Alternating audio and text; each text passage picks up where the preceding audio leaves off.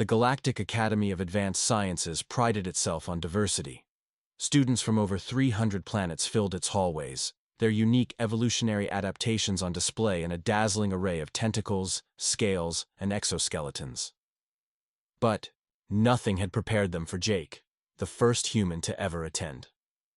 Professor Lamix, a tall, blue-skinned Arcturian with 4 arms, introduced Jake to his xenobiology class on the first day. "Students, please welcome Jake Griffin from Earth, a Class 4 Death World." A collective gasp rippled through the classroom. Most students came from Class 1 or 2 worlds, planets with temperate climates, minimal natural disasters, and evolved predators that were easily avoided. Class 4 worlds were nightmares by comparison. Jake smiled awkwardly and took his seat next to Toro, a squat reptilian with metallic scales.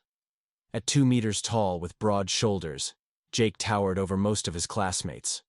His skin was unusually thick compared to theirs, his muscles dense beneath it. "Is it true?" whispered Toro, eyes wide. "Humans survive regular atmospheric electrical discharges? You mean lightning?" "Yeah, it happens all the time on Earth." Toro's scales rippled in disbelief. "And you just continue your daily activities during these events?" "Well, we do go inside. Usually," Jake said with a shrug. The alien students sitting nearby exchanged glances of horror. During lunch, Jake joined a table with Toro and his friends, Pell, a translucent being with visible internal organs, and Nyx, whose furry body housed 6 limbs and 3 blinking eyes. "Tell us about Earth predators," Nyx chirped, leaning forward eagerly. Jake bit into his nutritional paste, grimacing at the bland taste. "Well, we have these cats, small, furry predators. Some people keep them as pets." "Pets? You keep predators? In your dwellings?" Pell's internal organs pulsed rapidly with anxiety. "Yeah, we also have bigger ones called dogs. They used to hunt with us thousands of years ago. Now they're our companions." The aliens stared at him, speechless. "Don't your species have pets?" Jake asked. "Our companions are selected for maximum harmony and safety," Nyx explained. "The concept of housing a creature evolved to kill is disturbing." By the end of the week, Jake had become something of a curiosity. Students would approach him between classes with questions about Earth. "Is it true humans deliberately expose their skin to solar radiation?" asked Lim, a gelatinous student who required a protective suit outside her aquatic environment. "You mean sunbathing?" "Yeah, it helps our bodies produce vitamin D," Jake explained. "Though too much can burn us. Your bodies intentionally absorb radiation for nutrition?" Lim's translators struggled to convey her incredulity. The following day in physical education, the true extent of human resilience became apparent. While most students used anti-gravity assistance for the obstacle course, Jake completed it unassisted, his body straining against Earth-comparable gravity that would have crushed many of his classmates. "Remarkable stamina," noted Coach Drex, a 4-legged insectoid. "Most species would have collapsed after the first segment."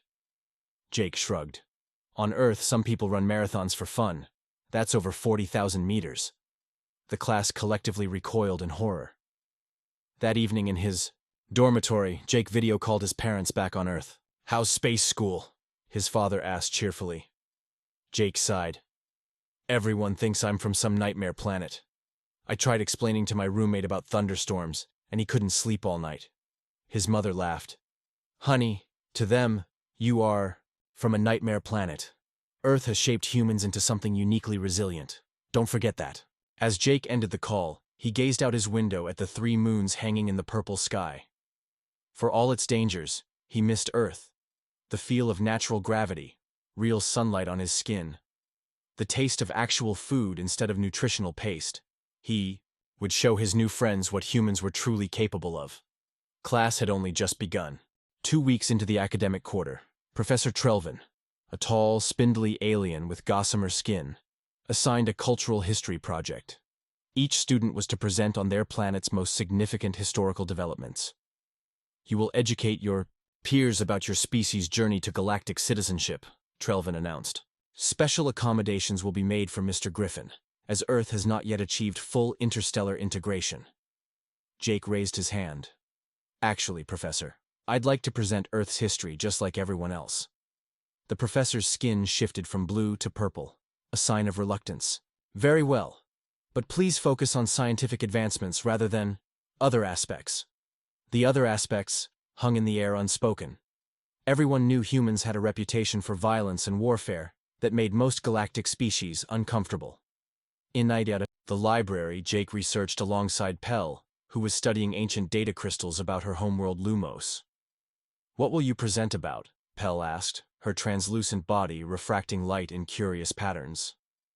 I'm thinking about the 20th century, Jake replied. Pell's internal organs pulsed with concern. The atomic age? Jake, that might not be well received. It's our history. I won't sugarcoat it. When presentation day arrived, students showcased peaceful technological progressions, how the Arcturians developed teleportation through meditative group consciousness, how the Lumerians achieved spaceflight by cultivating symbiotic relationships with atmospheric microbes. Then came Jake's turn. Human history, he began, is marked by conflict and resilience. He displayed images of world wars, space missions, medical breakthroughs. We split the atom, then frightened ourselves with its power. We nearly destroyed our climate, then developed solutions. We faced pandemics that wiped out millions, then created vaccines within months. The classroom fell silent. Even Professor Trelvin seemed transfixed. While many species evolved through cooperation, Jake continued, humans evolved through surviving crisis after crisis. Each catastrophe, natural or self-inflicted, made us stronger. Toro raised a scaled limb. You're saying humans benefit from disaster? We adapt to it, Jake clarified. Earth throws earthquakes, hurricanes, and volcanic eruptions at us. Our own history throws wars, economic collapses, and plagues. Yet we survive, we rebuild, we improve. After class, Professor Trelvin pulled Jake aside. That was illuminating, Mr. Griffin. Though perhaps too intense for some students. It's who we are, Professor. That evening in the cafeteria, Jake found himself surrounded by curious classmates. Is it true humans continued space exploration after losing astronauts to accidents? Asked Nix. Yes. The Challenger and Columbia disasters didn't stop us, Jake confirmed. And your species voluntarily joined military organizations knowing death was possible? Lim inquired, her gelatinous form quivering. Many humans consider it an honor to risk their lives protecting others, Jake explained. Kress, an avian student with iridescent feathers, tilted his head. My ancestors would have called this a death wish, not honor.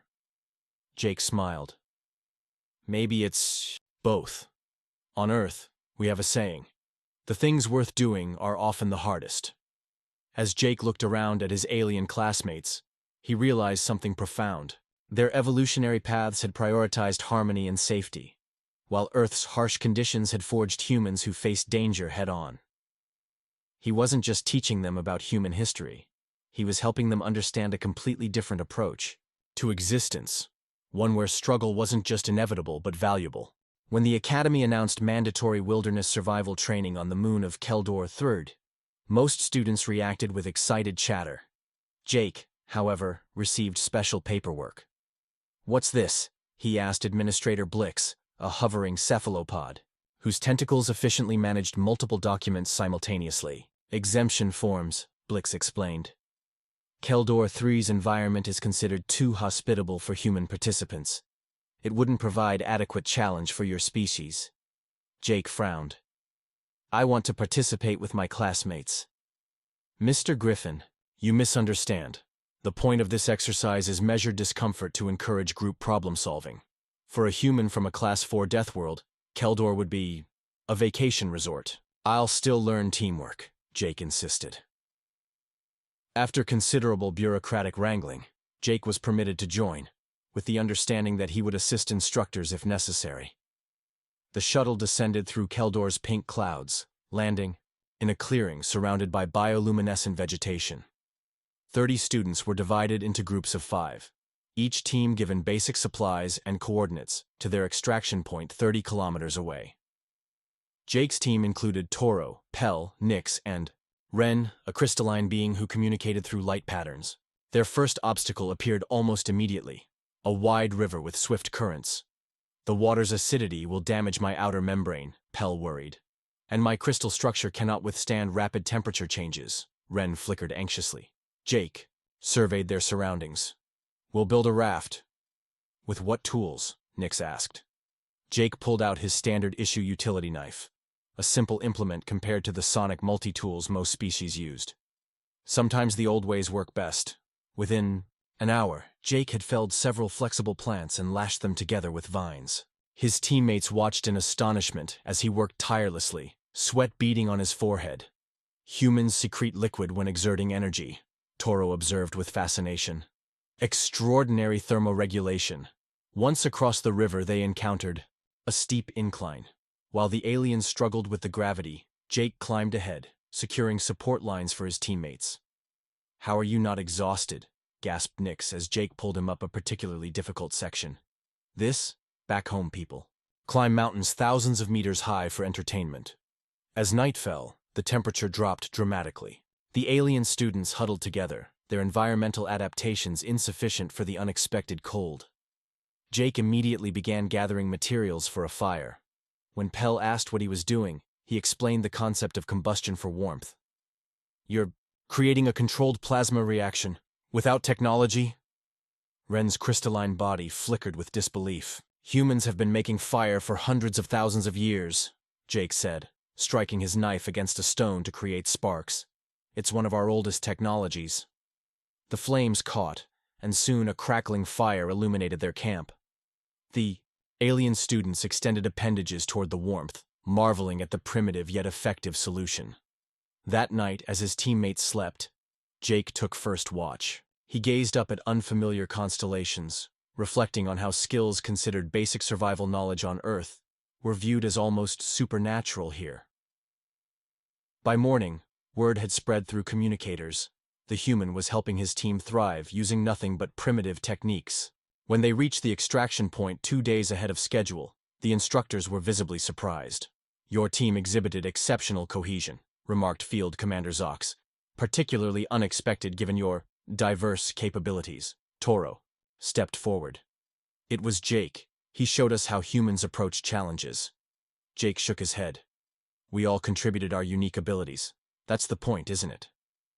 As they boarded the shuttle back to the academy, Jake noticed his classmates looking at him differently, not with the curiosity reserved for an exotic specimen, but with newfound respect. The incident occurred during an ordinarily peaceful biochemistry lab. Jake was measuring enzyme reactions alongside Lim when the emergency alert blared through the Academy's communications system. Containment breach in Laboratory Delta. All non-emergency. Personnel evacuate immediately. This is not a drill. Students rushed toward exits as instructors attempted to maintain order. Through the transparent walls, Jake saw hazmat-suited figures sealing off the adjacent wing. What's happening? He asked Professor Yult, a multi-eyed faculty member coordinating the evacuation. Thoraxian bacterial culture escaped containment, Yult replied tersely. Extremely aggressive pathogen. Security protocols initiated. Jake followed the evacuation route until he heard a cry for help. Down a side corridor, Pell had collapsed, her translucent body already showing spreading dark patches. She must have been exposed during her previous lab session, gasped Nix, who stood frozen nearby. Jake rushed to Pell's side. We need to get her to quarantine. Don't touch her, warned Toro. The bacteria can penetrate most biological membranes. On contact. Jake hesitated only momentarily before making his decision. He removed his academy jacket, wrapped it around his hands, and carefully lifted Pell.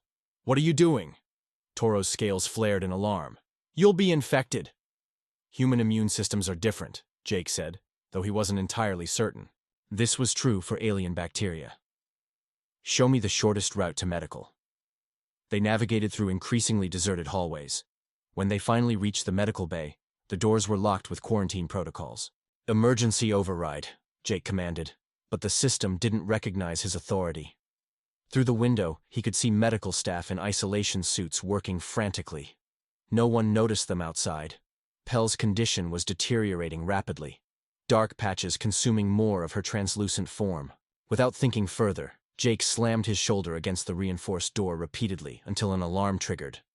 Dr. Mevi, the head physician, appeared at the window, eyes widening at the sight of Pell.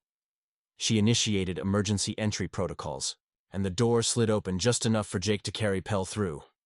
"You've been exposed," Dr. Mevi stated, immediately directing Jake to a decontamination chamber. "Thoraxian bacteria are fatal to most species within hours." "Help her first," Jake insisted, placing Pell on an examination table. The medical team worked swiftly, injecting Pell with bacterial countermeasures while placing Jake in a separate isolation unit. Hours passed as scanners monitored his system for signs of infection. Dr. Mevi approached his isolation chamber, expression unreadable behind her protective visor. "Remarkable," she said, displaying his scan results. "The bacteria entered your system but died within minutes. Is that good, Mr. Griffin? Thoraxian bacteria overwhelm most immune systems by hijacking cellular functions. Your immune response produced compounds that the bacteria had never encountered. Your body essentially poisoned them." Jake managed a weak smile. "Earth has a lot of germs. We've had to get creative." "Your friend will recover, thanks to your intervention," Dr. Mevi added, "though your methods were reckless by galactic standards." When Jake was finally released from medical observation, he found a group of classmates waiting outside. Their usual caution around him had transformed into something new: admiration. "The Academy broadcast mentioned your actions," Toro explained. "Everyone's talking about the human who risked infection to save a classmate. Anyone would have done the same," Jake said uncomfortably. Nix chirped in disagreement. "Most species are taught to prioritize containment over individual rescue in pathogenic emergencies. It's standard protocol." "On Earth," Jake replied quietly, "we have a different protocol. No one gets left behind." The annual Interplanetary Gravity Games were the Academy's most prestigious athletic competition. Students competed in their gravity classification, a system that grouped species by their homeworld's gravitational force. "You should enter," Toro suggested, as he and Jake watched qualification trials. "Humans might do well in the endurance events." Jake shook his head. "Earth's gravity puts me in Class D. Those competitors evolved on worlds with 1.3 to 1.5 times standard gravity. They're built like tanks. So are you compared to most students here." The next day, Jake found himself registering for the medium-distance run. 8 kilometers through varying terrains under standardized Class D gravity. His competitors were impressive physical specimens, a Duralian with dense musculature that rippled beneath armor-like skin, twin Varaxians whose 6 powerful legs suggested incredible speed, and several other species Jake didn't recognize, all adapted to high-gravity environments. "The human enters the fray," announced the commentator as Jake stepped onto the track. A bold move from Earth's representative. The starting signal flashed, and the competitors surged forward. The Duralian immediately took the lead, its powerful strides covering ground rapidly. Jake settled into 4th place, maintaining steady rhythm. By the 3rd kilometer, as they entered the highland section with its steep inclines, the leaders had established a commanding gap. Jake's lungs burned, his legs protesting each push against the punishing gravity. "Griffin appears to be struggling," the announcer noted. No surprise given Earth's relatively modest gravitational classification within Class D. But something unexpected happened during the 5th kilometer. While the leaders began showing signs of fatigue, Jake maintained his pace. One by one, he overtook competitors who had started too aggressively. "Remarkable stamina from the human." The commentator's voice rose with excitement. While lacking the raw power of Duralians or the multi-limb efficiency of Varaxians, humans apparently possess extraordinary metabolic endurance. As they entered the final kilometer, only the Duralian remained ahead. The gap narrowed with each stride until Jake pulled alongside his final competitor. The Duralian glanced over, eyes widening in surprise. They crossed the finish line separated by mere centimeters, the Duralian first, Jake second. Gasping for breath, Jake extended his hand in congratulations. The Duralian hesitated before clasping forearms in the traditional athletic salute of its species. "How?" the Duralian asked between labored breaths. "Your muscle density is inferior to mine." Jake smiled through his exhaustion. "Humans aren't the strongest or fastest, but we evolved as persistence hunters. We can maintain exertion longer than almost any species on our planet. The Academy's news feeds buzzed with analysis of the human's unexpected performance. Footage showed Jake's steady pace contrasted with his competitors' declining speeds. Xenobiologists published hurried papers on human endurance adaptations.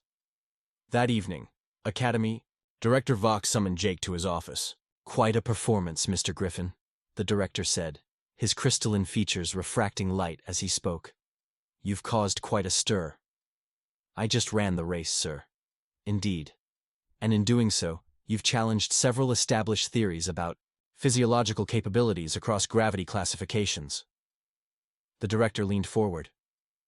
"Tell me, are all humans capable of what you demonstrated today?" Jake considered the marathoners, ultra-runners, and triathletes of Earth. "Many could do much better, sir. On Earth, some humans run more than 4 times that distance in competitions." Director Vox's crystalline structure momentarily clouded, his species equivalent of astonishment. "Perhaps," he said carefully, "we have underestimated your species' potential contributions to the galactic community." As Jake left the director's office, he realized something had fundamentally changed. He was no longer merely an oddity from a dangerous planet. He had become an ambassador for humanity's unique strengths. The Academy's annual Cultural Exchange Festival transformed the campus into a vibrant showcase of galactic diversity. Each student was encouraged to present aspects of their homeworld's art, cuisine, music, or traditions. For most species, this meant elaborate sensory displays. Arcturian harmonic resonance chambers, Lumerian light sculptures, or Varaxian gravitic dance performances. Jake stared at his empty display booth, wondering what could possibly compete with such technological marvels. Earth, despite its achievements, remained pre-warp and lacked the advanced materials his classmates took for granted. "What will you present?" asked Ren, whose own booth featured crystal formations that played musical tones when aligned with stellar frequencies. "I'm thinking something simple," Jake replied. On the festival's opening day, curious students wandered between exhibits. When they reached Jake's booth, many stopped in confusion. Unlike the holographic displays and interactive environments, around it his space contained only physical objects: a guitar, canvas paintings, hand-thrown pottery, and a small cooking station. "Welcome to Earth's booth," Jake announced to the gathering crowd. "We call our approach analog technology, creating art through direct physical manipulation of materials." He began with music, fingers strumming the guitar strings. The simple, acoustic sounds drew surprised murmurs from the audience accustomed to algorithmically perfect compositions. The minor imperfections and emotional inflections in Jake's playing created something many had never experienced: music with human imprecision. "This instrument requires no power source," Jake explained. "Just human skill developed through practice." Next came painting demonstrations, where students marveled at the concept of manually applying pigments rather than using molecular arrangers. Several tried holding the brushes themselves, amazed at the difficulty of creating recognizable forms. "How do you achieve precision without neural interfaces?" asked a puzzled Arcturian student. "We don't always seek precision," Jake replied. "Sometimes the variations make the art more interesting." The cooking demonstration proved most popular. While other species had long ago developed nutrient synthesis technology, the concept of preparing food by applying heat and combining ingredients manually seemed almost primitive, yet fascinating. Jake prepared simple Earth dishes: pancakes with maple syrup, vegetable stir-fry, and chocolate chip cookies. The aromas drew even more attendees. "You deliberately char the outer portions to create flavor compounds?" Professor Lamix asked, examining a cookie with scientific curiosity. "Exactly. The Maillard reaction creates hundreds of flavor compounds through heat application." By midday, Jake's booth had become the festival's unexpected highlight. Students lined up to taste his cooking, try their hand at painting, or listen to guitar music. Director Vox himself stopped by, accepting a cookie with ceremonial gravity. After taking a bite, his crystalline features shifted through a spectrum of colors indicating intense sensory processing. "Most unusual," the director commented. "Your species creates art, Not despite your technological limitations, but because of them. The constraints foster creativity. Jake nodded. Earth's history is full of artistic innovations born from limitations. Jazz developed among musicians with limited access to formal training. Cave paintings told stories before writing existed. Necessity drives invention. As the festival continued, Jake noticed something remarkable. Students who had initially approached his booth out of curiosity were returning with friends, spending hours engaged with Earth's primitive arts. Some requested guitar lessons. Others experimented with cooking techniques. By the festival's end, Jake had distributed dozens of handwritten recipes, taught 3 students basic guitar chords, and watched countless attempts at painting. Most, endearingly terrible. Professor Trelvin found Jake cleaning his booth as the festival closed. "Your presentation was unexpected, Mr. Griffin," the professor said. "Most first-contact species attempt to emphasize their technological sophistication."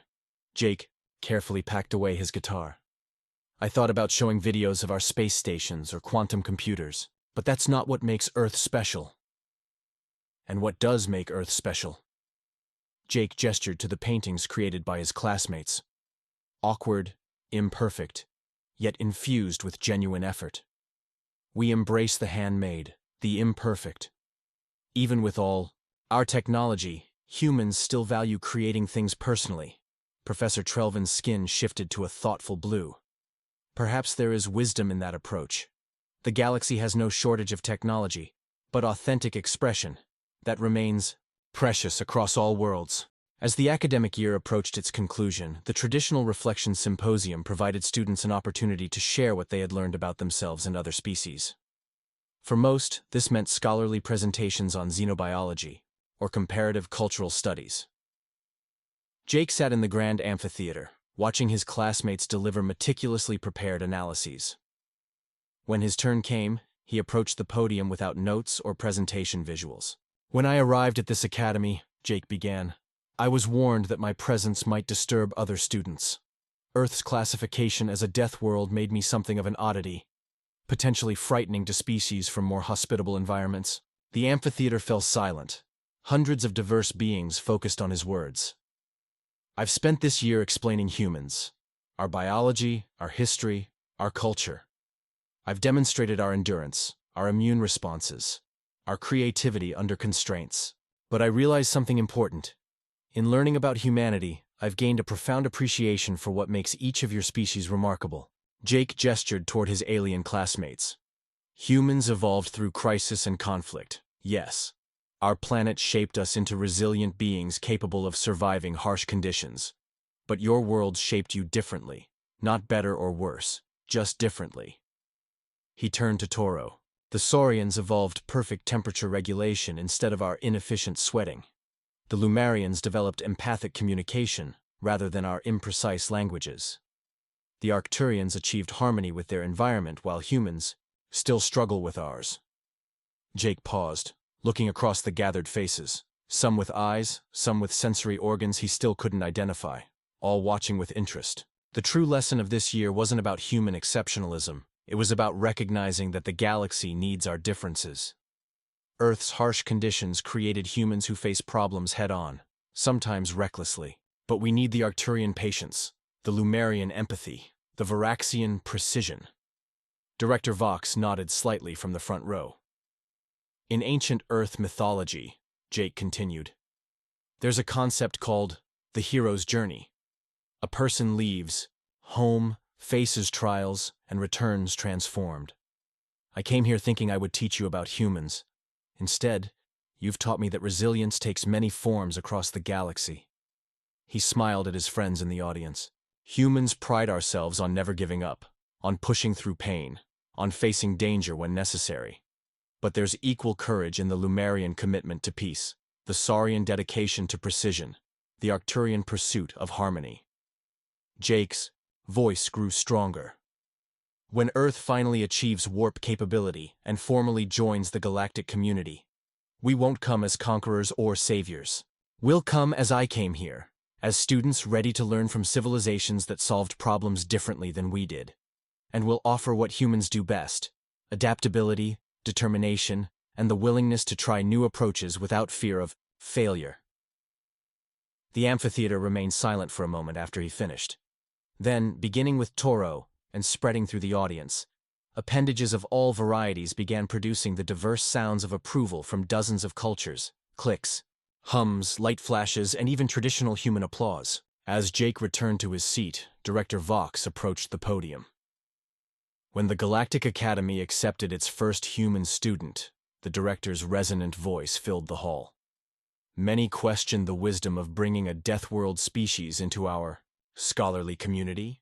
Mr. Griffin's presentation eloquently demonstrates why such inclusion enriches us all. The director's crystalline form shifted to the formal blue-gold configuration reserved for significant pronouncements. I am pleased to announce that following Mr. Griffin's successful integration, the Academy will expand Earth's allocation to 5 students for the coming academic year. Excited murmurs spread through the audience. After the ceremony, Jake found himself surrounded by classmates offering congratulations in their various cultural traditions. "You've opened a door for your species," Toro said, pressing his scaled forearm against Jake's in the Saurian gesture of respect. "Just the first step," Jake replied. "Earth has much to offer, and much to learn." That night, Jake sent a message to his parents back on Earth. He described the year's challenges and triumphs, the friends he'd made, and the perspectives he'd gained. He ended with words that summed up his journey. "Humans are not the strongest, fastest, or most advanced species in the galaxy. But our greatest strength may be recognizing that we don't need to be. Earth taught us to survive. The galaxy is teaching us why." As he looked out at the unfamiliar stars, Jake Griffin, Earth's first student at the Galactic Academy, felt the weight of representation lift from his shoulders. He was no longer just a specimen from a death world or an ambassador for humanity. He was simply a student among students, different but equal in a vast, diverse galaxy that had room for them all. The end.